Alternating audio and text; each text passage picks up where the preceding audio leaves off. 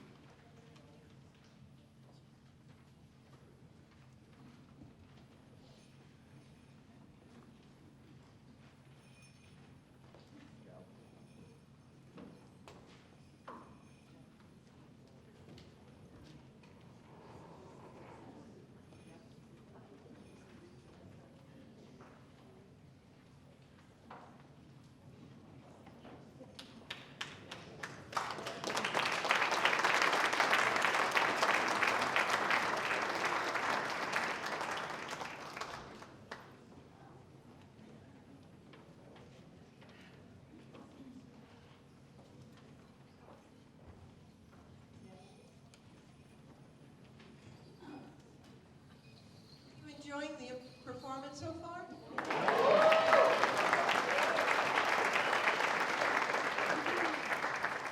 While the actors are changing into the costumes for the show, we're going to be doing the sing-along. If you look, there's a little insert in your program. And do I have any children in the audience who'd like to come up and play the Jingle Bells?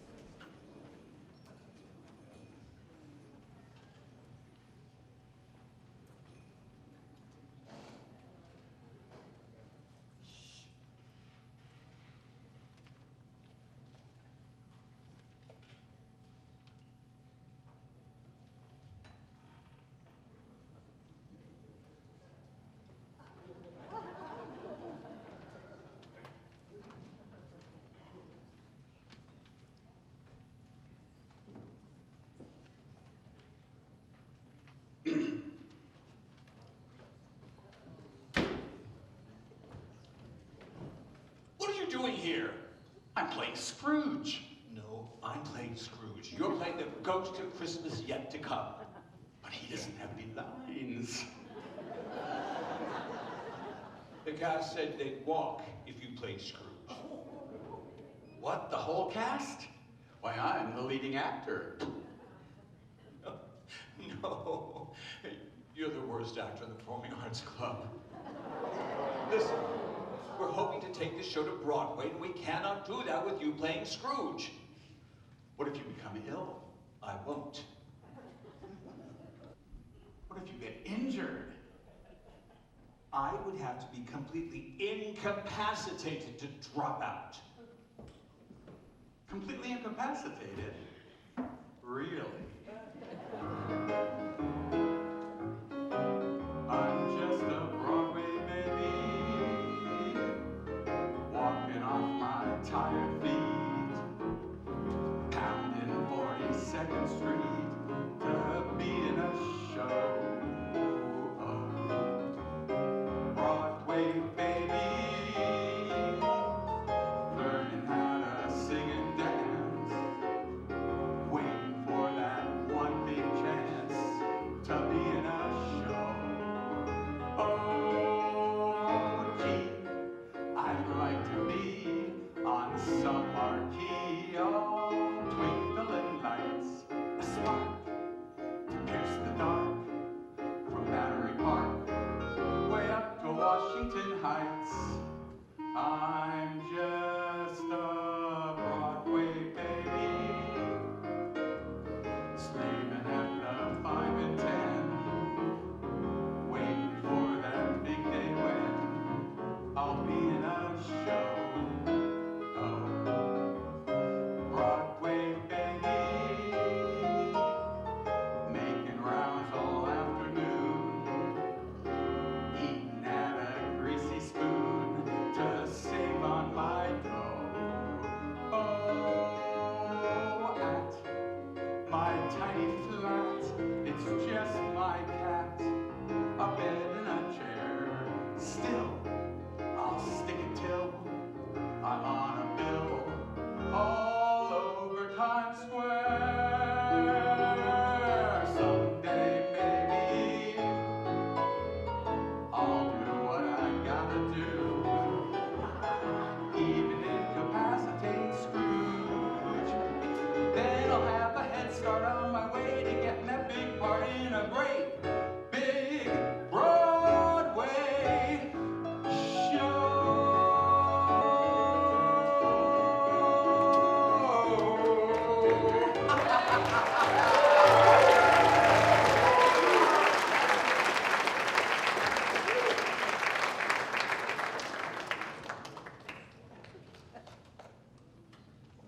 You know, I can't remember any of my lines. The only line in the whole show that I can remember is, God bless us, everyone. But that's not your line. Oh, I know that. I'm sorry, it's just the nerves. I know what to do. Put these on, and Tom will feed you your lines, and all you have to do is repeat them. Well, okay. Okay, Tom, he's all hooked up. Testing. 1, 2, 3. No, you don't repeat testing? Oh, I see.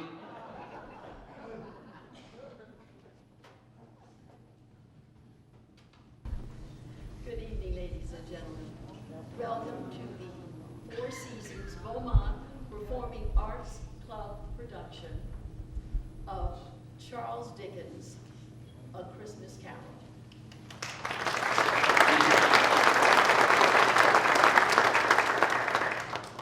We're particularly excited to present this play because for the first time in the club's history, we have managed to find a play that fits the club's budget perfectly. If we're honest, a lack of budget has hampered past productions. For example, last year's Tennessee Williams play, A Golf Cart Named Desire. Or last Christmas's The Grinch That Stole the Candy Bar. Also, the summer musical, Cat. It may interest you to know that this will also be the first time the club has been able to stage a play of this scale. There is no question, every year we're hammered with that budget, not having much of a budget. You may remember last Halloween when lack of funds for a proofreader, yes, a proofreader, resulted in our presentation of the Texas Chainsaw Mascara.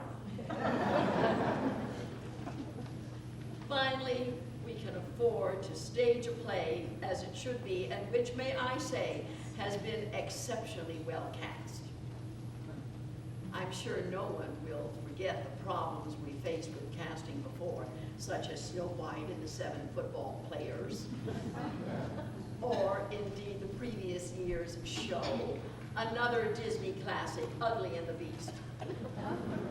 But now, on with the main event. Can we dim those lights?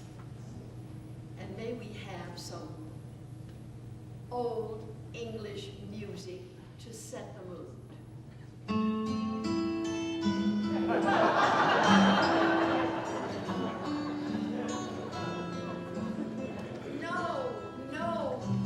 No, stop, no. Well, it is English and it is old, but we need something even older, like 100 years older.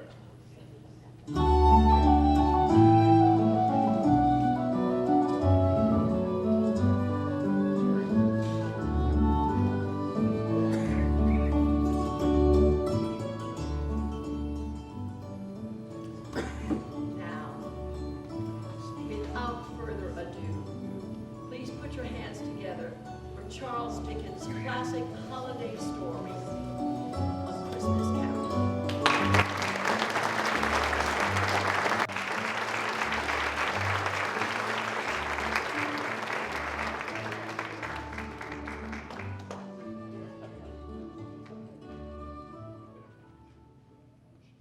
Old Marley was as dead as a doornail. There was no doubt whatever about that. Did Scrooge know he was dead? Of course he did. Scrooge and he were partners for I don't know how many years. Scrooge never painted out old Marley's name, however. There it yet stood, years afterwards, on the office wall right next to the fireplace, Scrooge and Marley. Oh, but he was a tight-fisted hand at the grindstone, was Scrooge. A squeezing, wrenching, grasping, scraping, clutching, covetous old sinner. Nobody ever stopped him in the street to say with gladsome looks, "My dear Scrooge, how are you?" No beggars implored him to bestow a trifle. Once upon a time, upon a Christmas Eve, old Scrooge sat busy in his counting house. It was cold, bleak, biting, foggy weather, and the city clocks had just gone 3. And the city clocks had just gone 3.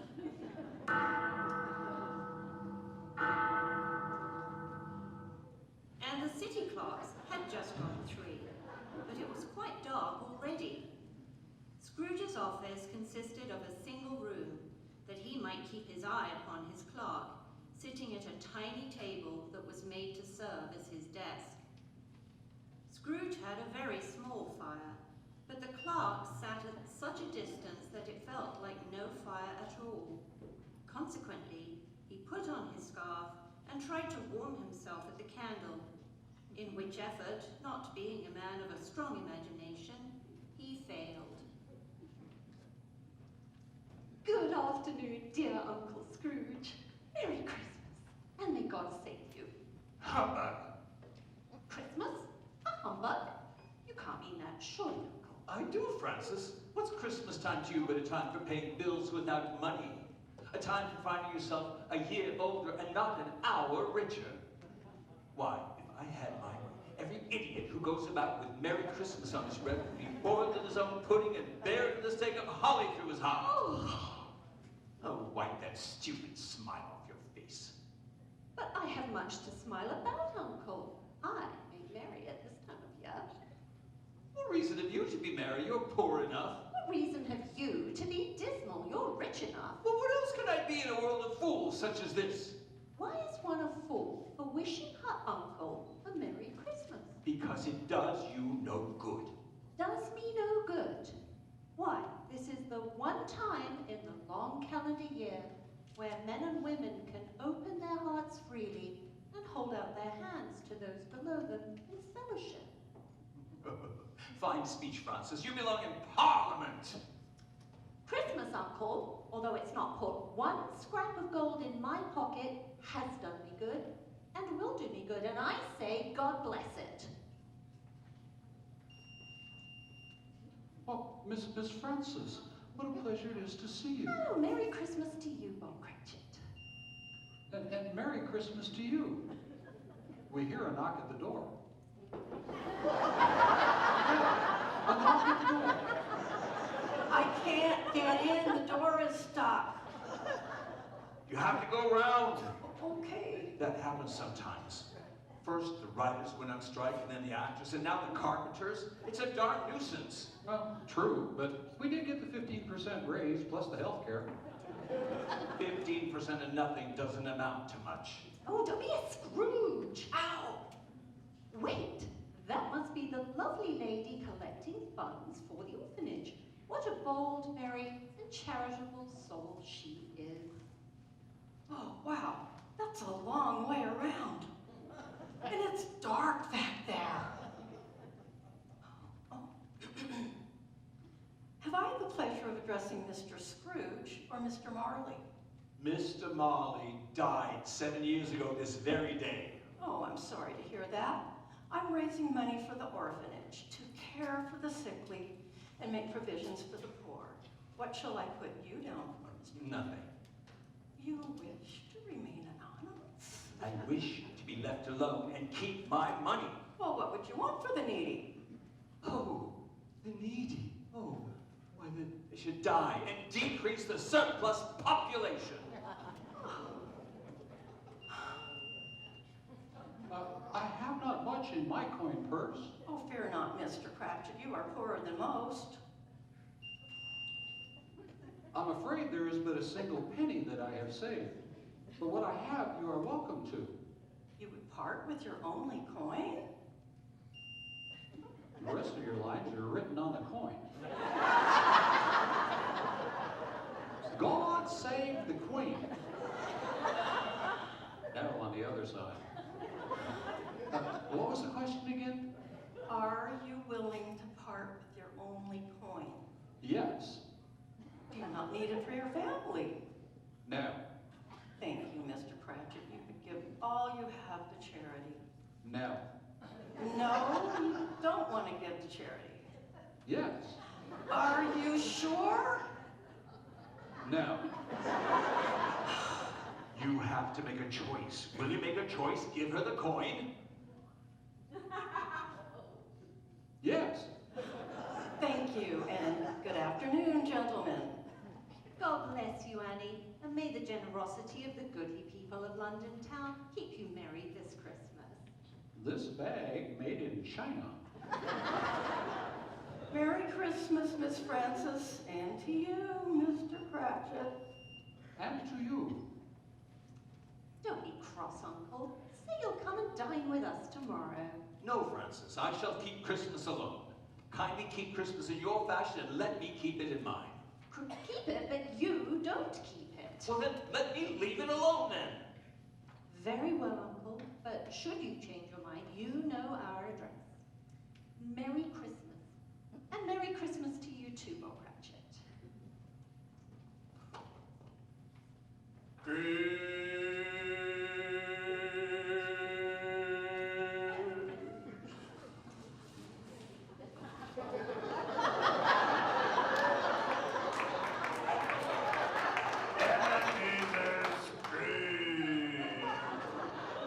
You're early.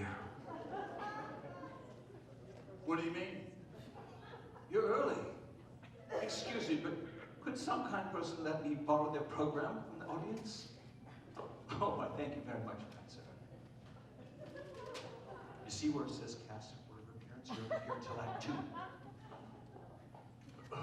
2. Oops.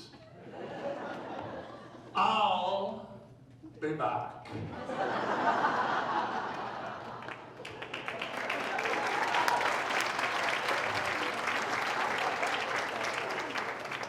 And I suppose you'll want the whole day off tomorrow. Well, if it's quite convenient, sir. It is not convenient and it's not fair. But Christmas comes but once a year. Look outside at all the good people going about their business with glee. This is not a time for money, but for family. Fine. Take the whole day then. Oh, thank you, sir. But be here all the earlier the next morning.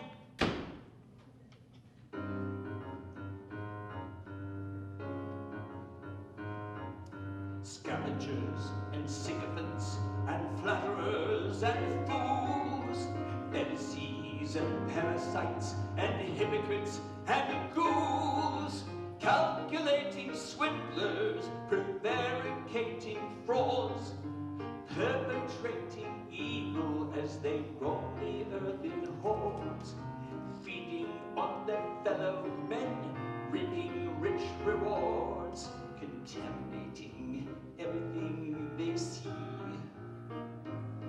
corrupting honest men like thee. Poppycock, balderdash, humbug, bah. I hate people. I hate people. People are despicable creatures, loathsome, inexplicable creatures, good for nothing, kickable creatures. I hate people. I abhor them. When I see the indolent classes sitting on their indolent asses, gulping ale from indolent glasses, I hate people. I detest them. I deplore them.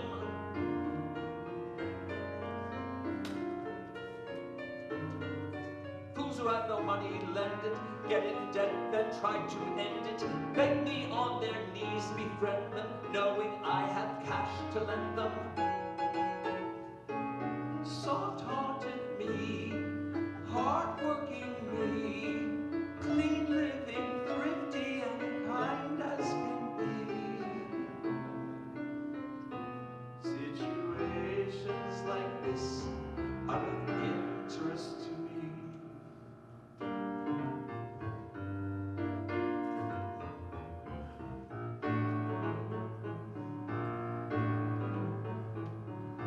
I hate people, I loathe people, I despise and abominate people. Life is full of cretinous wretches, earning what their sweatiness fetches, empty minds whose pettiness stretches further than I can see.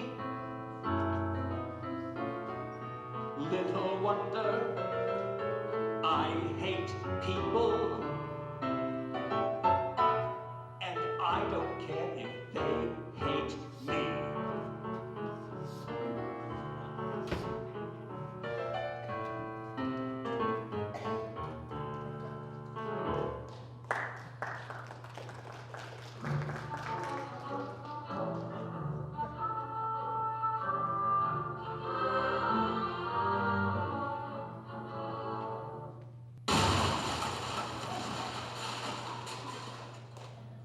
Scrooge took his melancholy dinner and went home. He lived in a gloomy suite of rooms which had once belonged to his deceased partner, Jacob Marley.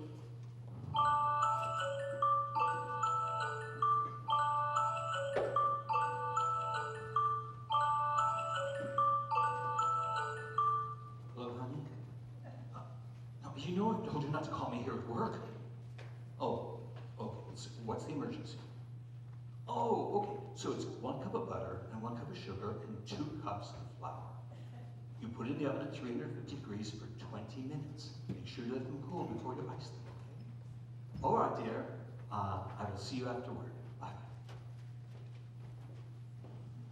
Now it is a fact that there was nothing at all peculiar about the knocker on the door of this house, except that it was very large.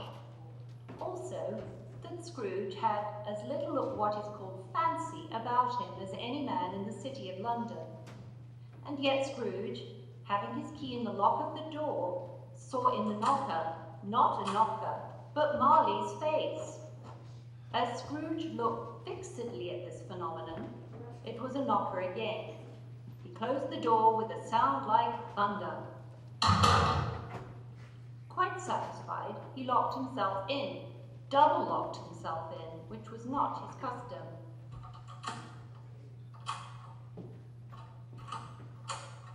Thus secured against surprise, he sat down before the very low fire to take some gruel. As he threw his head back in the chair, his glance happened to rest upon a disused bell that hung in the room and communicated, for some purpose now forgotten, with a chamber in the highest story of the building. It began to swing. Soon it rang out loudly, and so did every bell in the house. This was succeeded by a clanking noise as if some person were dragging a heavy chain over the casks in the wine merchant's cellar below. Through the brick wall at the rear, a spectre passed into the room before his eyes. Its body was transparent, so that Scrooge, looking through its waistcoat, could see the 2 buttons on his coat behind. Scrooge. Humbug. Ebenezer Scrooge. What trickery is this? Who are you? In life, I was your partner, Jacob Marley.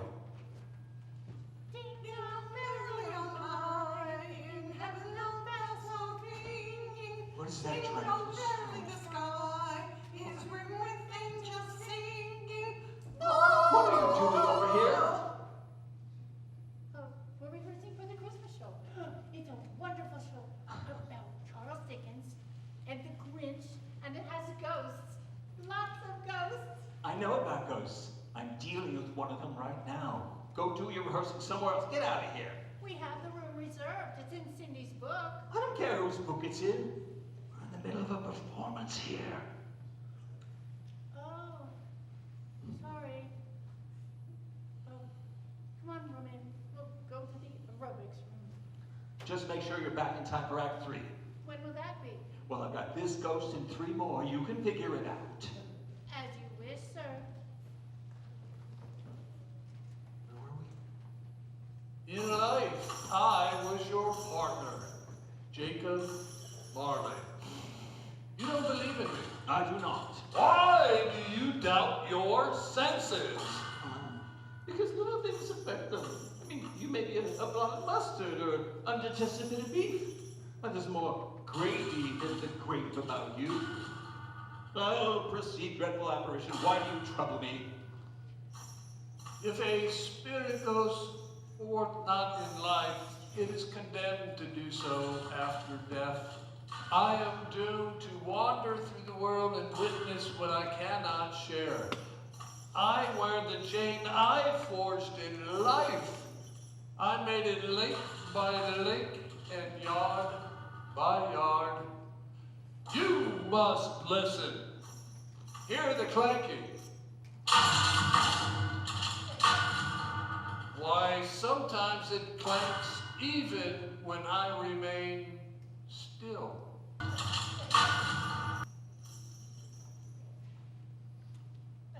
My time is nearly gone.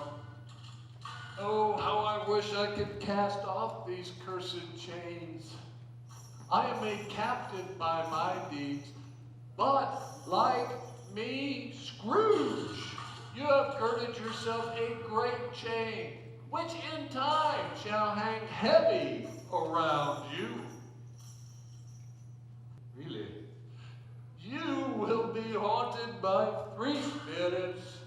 Without their visits, you cannot hope to shun the path I tread. Expect the first when the bell tolls 1. Stay away, my own spirit. Farewell, Scrooge. The spectre walked backward from him, and at every step it took, its image grew fainter, until there was nothing left of it at all. Scrooge tried to say humbug, but being so exhausted, stopped at the first syllable and fell asleep on the instant without retiring to his bedchamber. When Scrooge awoke, it was dark, and the church clock told a deep, dull, hollow, melancholy 1.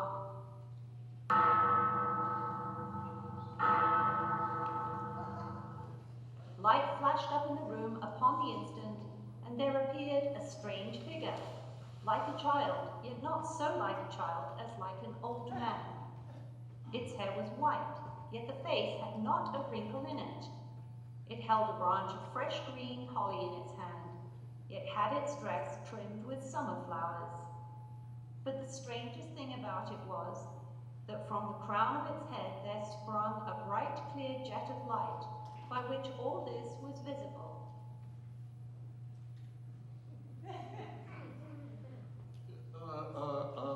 Are you the spirit whose coming was foretold to me? I am.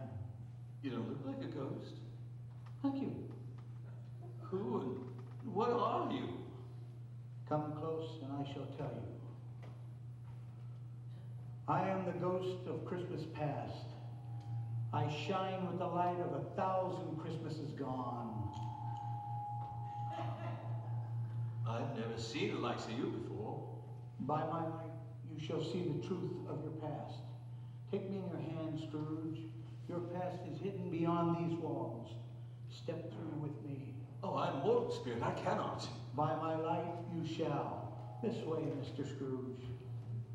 And with that, Scrooge and the spirit disappeared from the parlour. Scrooge found himself soaring over open fields and woodland. I recognize this place. I grew up here. This is where Belle and I would court, and there we are. And Scrooge saw himself as plain as day, but many years younger, standing next to the beautiful young Belle whom he had all but forgotten. They had been in love, that was for certain. Scrooge had been a kindly, attentive, and caring young suitor, undistracted by wealth, which he did not yet possess. But times have changed, and so had Scrooge. Successful business ventures had brought him to a fortune to which he was unaccustomed but deeply drawn. He became obsessed with hoarding his wealth and counting his money. Each new pound in his purse required an additional measure of his attention, which he redirected from Belle to his new love. Belle had asked him here this fine evening not to pursue further attentions, but to bring an end to their relationship. Scrooge was unpleasantly surprised by this unexpected turn of events. He tried to justify his behavior. He cajoled. He argued. One might even say he begged. But all for naught. He was left alone with his new love and sadly returned to his office to continue his counting. Oh, spirit, why do you delight in torturing me? As he struggled, Dry your tears, Ebenezer. You must be to sleep before the other spirits arrive. As he struggled with the spirit, it turned to vapor, and he was conscious of being exhausted. He had barely time to fall into his chair before he sank into a heavy sleep. Scrooge awoke in his own room, but the walls and ceilings were so hung with living green that it looked like a perfect grove. Heaped upon the table were turkeys, geese, game, great joints of meat, suckling pigs, long wreaths of sausages, mince pies, plum puddings, barrels of oysters, red-hot chestnuts, juicy oranges, and great bowls of punch.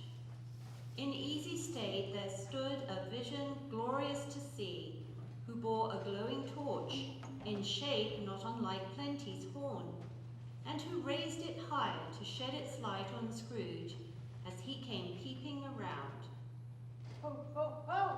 Hello, Scrooge. Who are you, Spirit? I am the ghost of Christmas present. I am cheer. I am joy.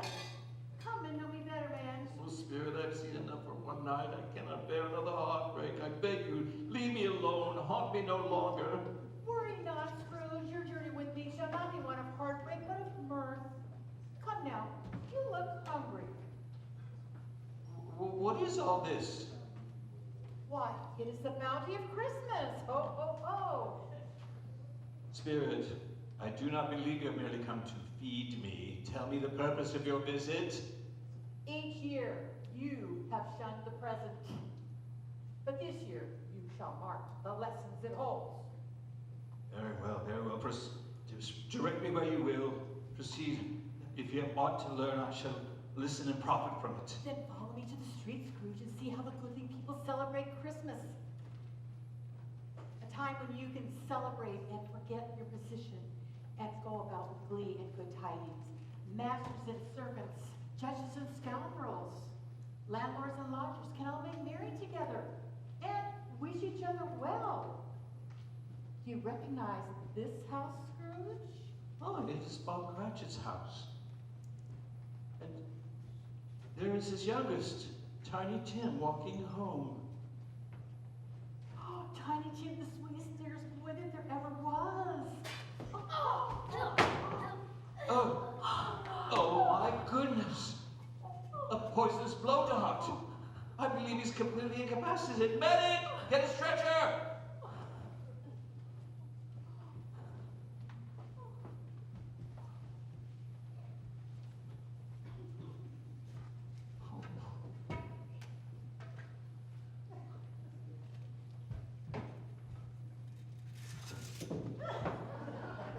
Yes, she's completely incapacitated. Someone get his understudy. Oh, Scrooge, come look through the window and observe how these humble folk live.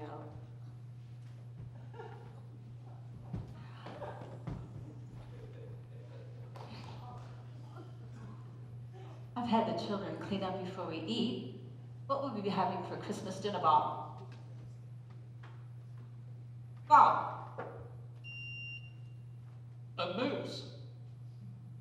A goose. Oh, Bob, you saved up for it. How wonderful. Anything for you, my sweet. A drop to drink. Why, thank you. How was Tiny Tim at church? I'm going on my lunch break now. The rest of your lines are written on the prompts. Tom, no.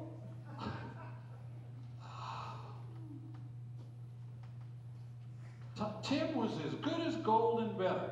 He told me coming home that he hoped people saw him because he was a cripple, and he thought it would be pleasant for them to remember on Christmas Day who made lame beggars walk and blind men see. Enough wine, my dear? Plenty. I pray for him every day. Here he comes now.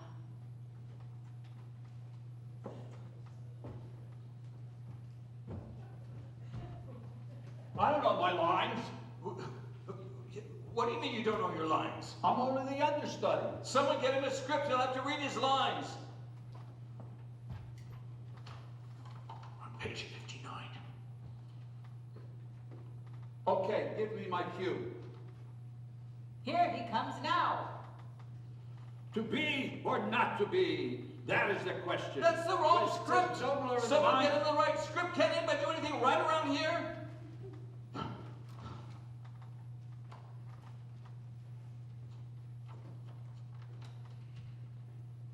Hello, Mama. Tim, my little boy, come here. Oh, Papa. Lift me in your arms, Papa.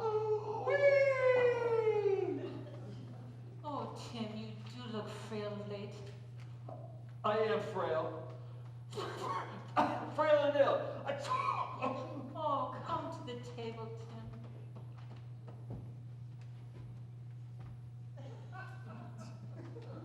Ow!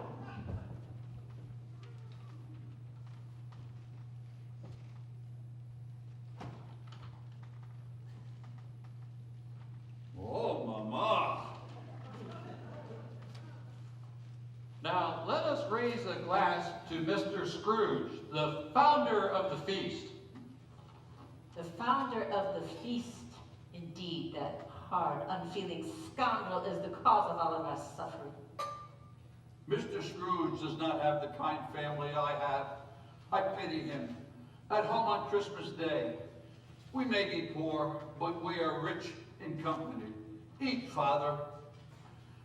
There is a wealth Mr. Scrooge may never know. To Mr. Scrooge, The founder of the feast.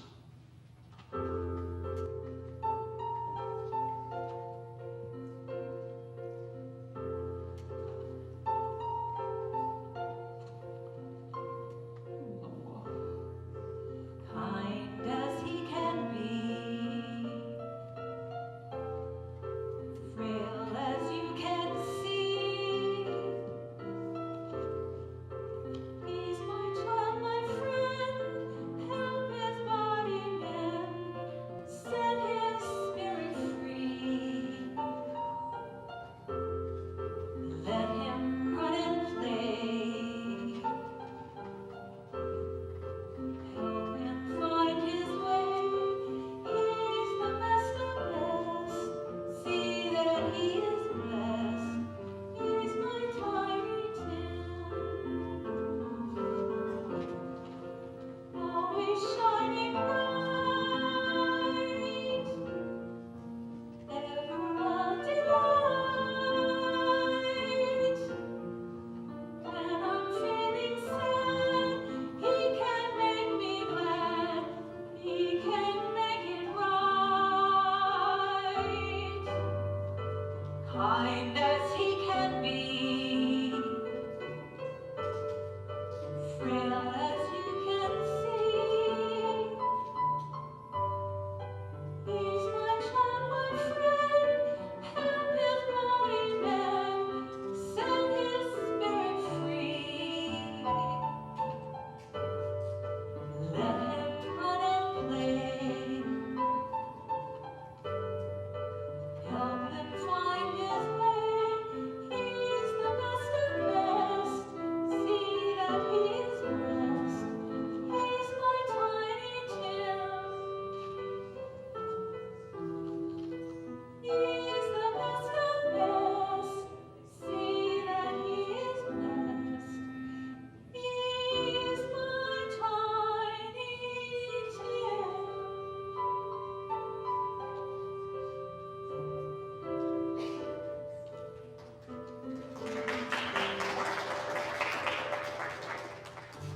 God bless us, everyone.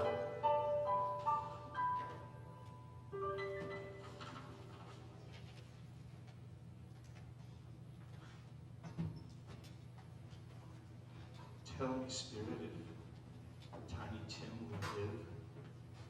I see an empty chair and a crutch without an owner. Do I really pay off so poorly? It's such a meager feast.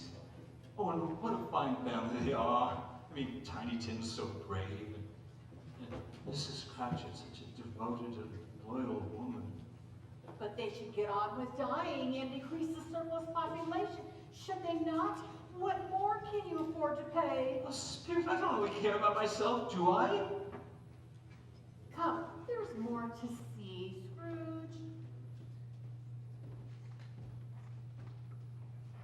You recognize this house, Scrooge?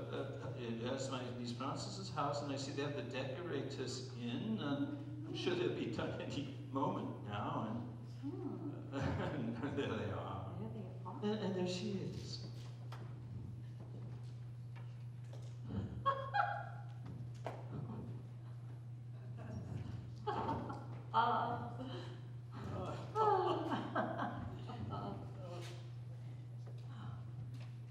Is it a vegetable? No, not a vegetable. A mineral, then? No, not a mineral either, which leaves us with Animal. quite Alive? more or less. Oh, my dear Francis, why must you always be so cryptic? Is this animal disagreeable or friendly? Disagreeable, for sure. Does it growl? Sometimes. wonder, my dear. A horse. No, not a horse, but it says neigh more than a horse does. Is it a pig? Is it an ass? An ass. Well, I'd have to say yes and no. Is this animal domesticated? Hardly. Francis, I know what it is. A disagreeable creature for sure, but none of these. It's your uncle, Ebenezer Scrooge. Oh, it is, Bravo, oh dear. Disagreeable creature, is that what they think? And a chilling one, but what does Scrooge care what these people think? I don't care. Indeed, more or less dead. Hardly domesticated. What childish blabber. Well, I suppose I care just a little. Well, it is time for me to away, to let in another spirit before Christmas Day. Suddenly, as they stood together in an open place, the bell struck 12.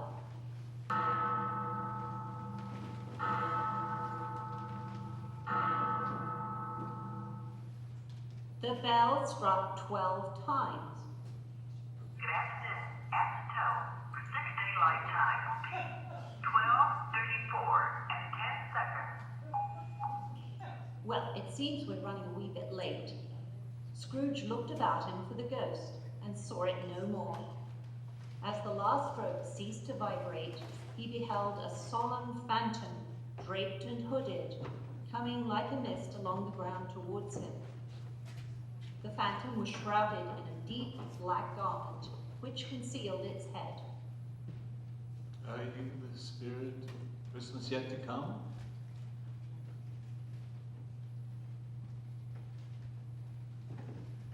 Are you? I don't suppose anyone will attend the old goat's funeral. He never gave a penny to charity. He stole from the poor. Selfish. Yeah, he's been dead a week now. Good Lord. I thought he'd never die. Well, I certainly shan't miss him. Nor I. He was very unpopular. Indeed. Well, we must get out of here. They'll be having the funeral for that poor child. Oh, Spirit, please show me some tenderness with this death, or this dark conversation will be forever with me.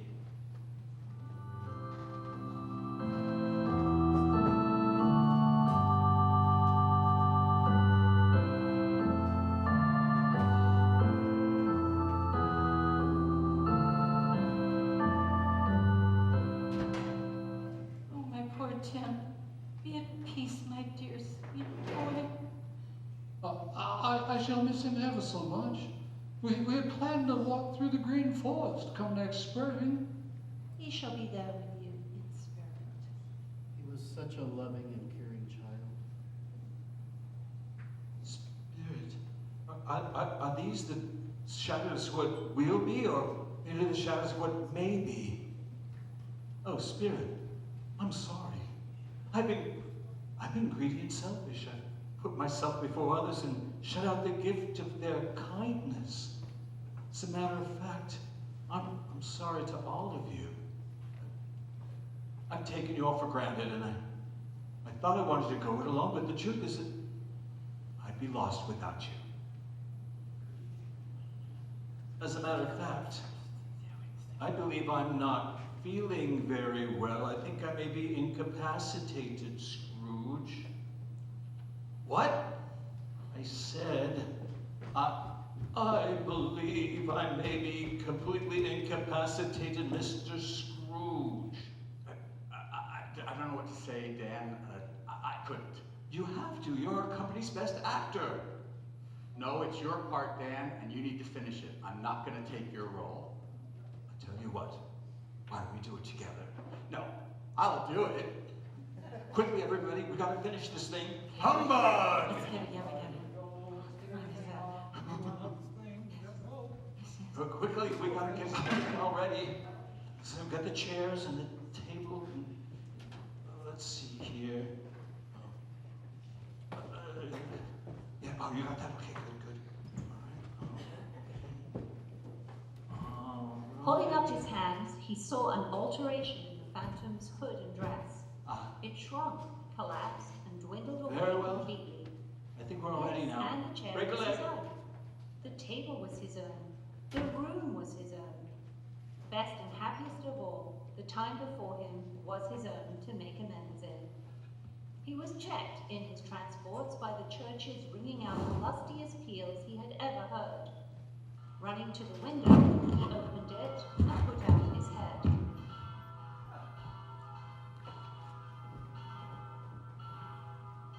You there, young man. That's right, you in the front row. What day is it? Why, it's Christmas Day! Oh, Jacob Marley be praised, I haven't missed it. Merry Christmas to one and all. Come with me, everyone, come with me. We must go to the market to buy a fine dinner to bring to Bob Cratchit's house. Ding dong merrily on high, in heaven no bells are ringing. Ding dong merrily the sky is bright with angels singing.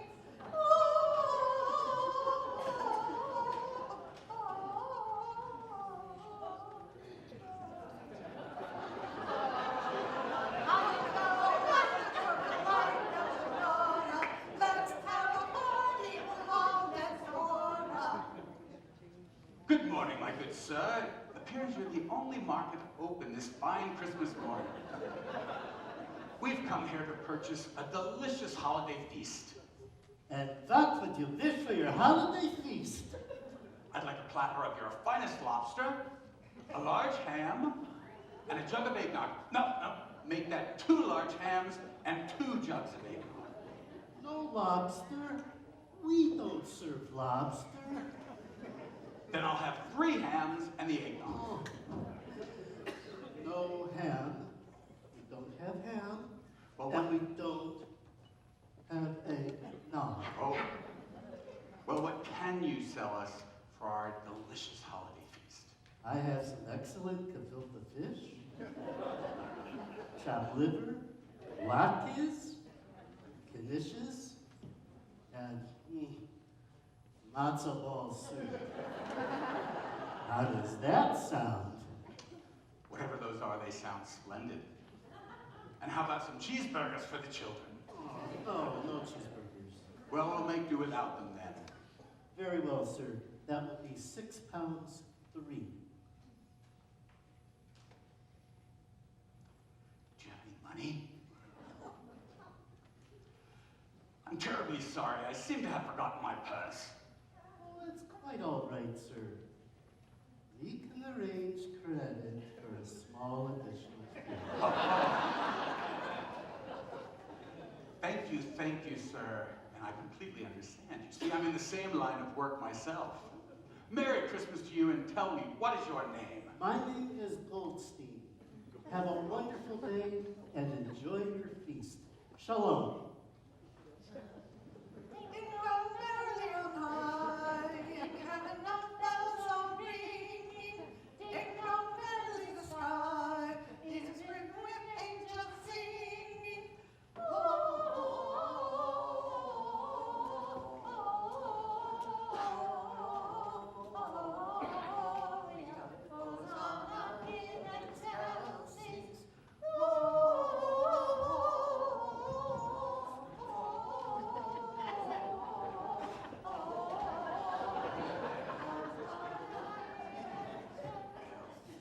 What's going on here? You're supposed to be getting the set ready for the Christmas feast scene.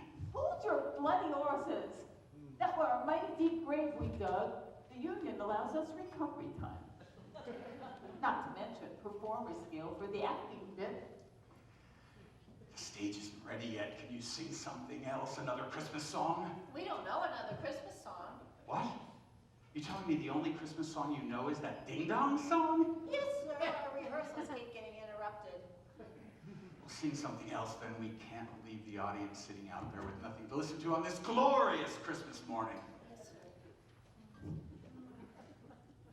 Start spreading the news. I'm leaving today. I wanna be a part of it. New York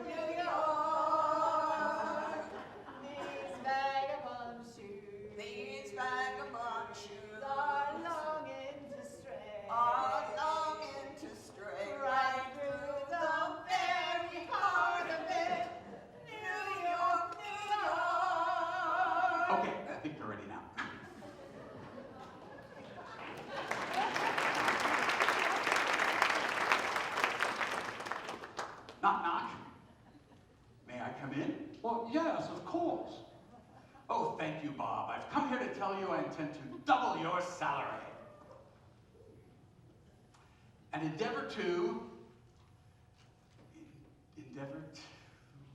Assist your struggling family. to assist your struggling family. Tiny Tim shall walk again, and I shall keep Christmas in my heart.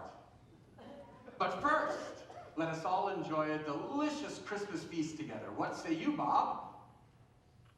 Yes.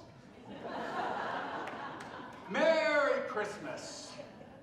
Ladies and gentlemen, on behalf of all the people who are assembled here, I would merely like to mention, if I may, that our unanimous attitude is one of lasting gratitude for what our friend has done for us today. And therefore, I would simply like to say, thank you very much. Thank you very much. That's the nicest thing that anyone's ever done for me. I may sound dumb a much, but my line is such. I feel as if the losing war's been won for me. And if I had a flag, I'd hang the flag out to add a sort of final victory touch. But since I left behind at home, I simply have to say thank you very, very, very much. Thank you very, very, very much. Thank you very much. Thank you very much. That's the nicest thing that anyone's ever done for me. It sounds a bit bizarre, but things the way they are, I feel as if another life's begun for me. If I had a cannon, I would fire it to add a sort of celebration touch. But since I left my cannon at home, simply like to say thank you very, very, very much. Thank you very, very, very much.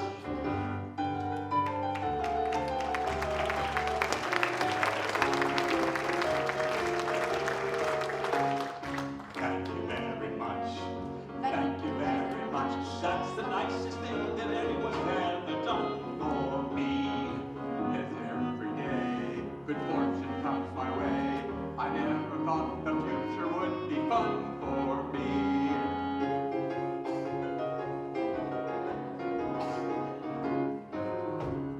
And if I had a bugle, I would blow it to add a sort of ouch upon the touch. But since I left my bugle at home, I have to say thank you very, very, very much. For he's a jolly good fellow, for he's a jolly good fellow, for he's a jolly good fellow. And so say all of us.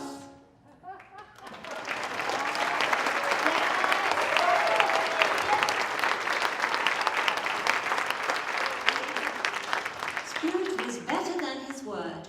He did it all, and infinitely more. And to Tiny Tim, who did not die, he was a second father. He had no further intercourse with spirits, and it was always said of him that he knew how to keep Christmas well, if any man alive possessed such knowledge. May that be truly said of us, and all of us. And so, as Tiny Tim observed, God bless us every...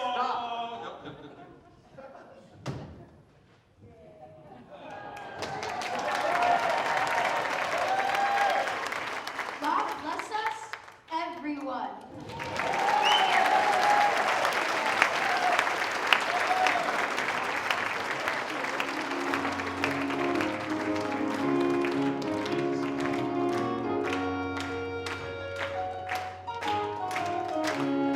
Thank you very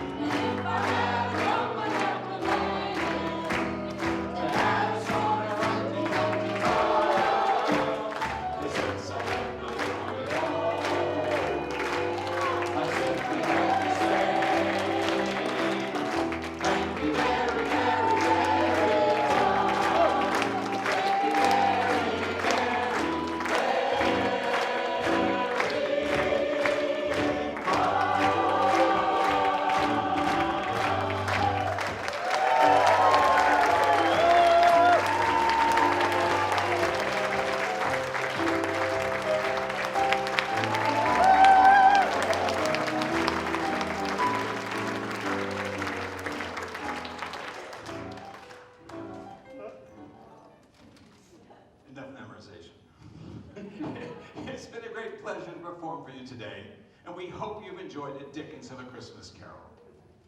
We'd like to thank our amazing technical crew. On sound, Colin Taylor and Brenda Steckler. On lights, Tom Olson and Rick Steckler. On costumes and mics, Nancy Lay, Colleen Van Nordheim, and Claudia Rossi. On props, Nancy Justice and Claudia Rossi.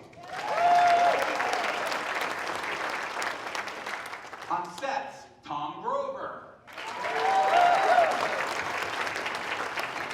On video, Arnie Finkelstein. And of course, our director, Pat Wayne.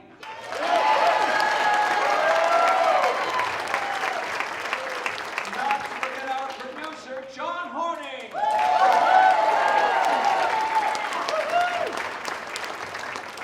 Now, ladies and gentlemen, all of our performances are presented free of charge.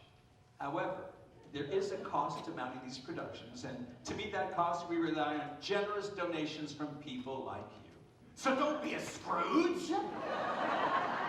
If you feel so inclined, we have heavily armed guards stationed near the exits who will happily accept your gifts. Also, please partake of the refreshments provided by the HOA. Enjoy the rest of your evening and have a happy holiday season. Evening